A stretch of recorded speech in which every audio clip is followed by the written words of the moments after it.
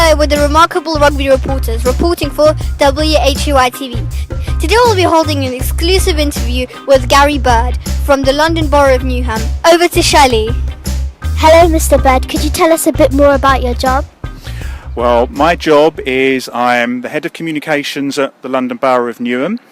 I'm also the Media Officer for East London Rugby Club, which is, as you know, in the London Borough of Newham. It's not a million miles from your school.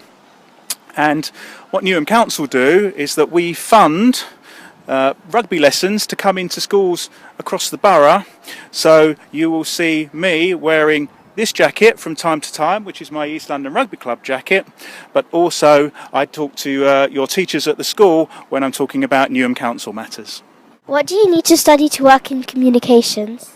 Well, my role, I started out as a journalist. I worked on local newspapers to begin with, and that's the path that a lot of journalists start out on. Now, I went to college and I learned something called shorthand, which means, you know, when you're interviewing people, you can write down things very, very quickly.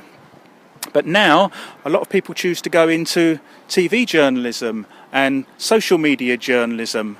And that means anybody that carries a mobile phone now with a camera on it is potentially a journalist, because everybody can take photographs of things and post them up on the World Wide Web, and it tells a story, because journalism is all about telling a story. Have you always been a confident communicator? If you're confident, and you're confident just talking to people and know what sort of questions to ask, then I think anybody can make a good journalist, a good reporter and a good communicator. Do you ever get nervous reporting big sporting events? Absolutely.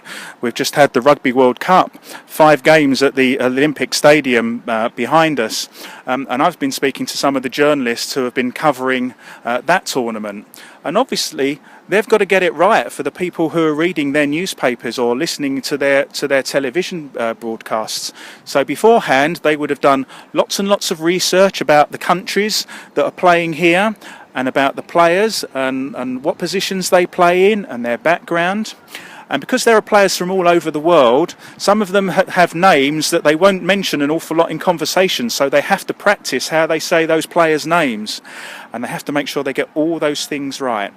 But I've been doing reporting a long time. Football, I've done football reporting. I've reported on West Ham United matches in the past.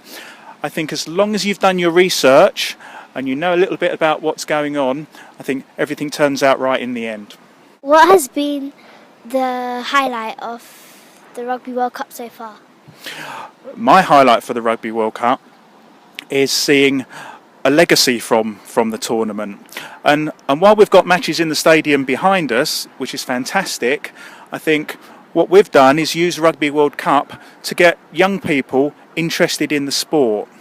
Just by promoting the tournament, that it's here and it's in Newham, and it's an honour that Newham have been granted permission to have this tournament here.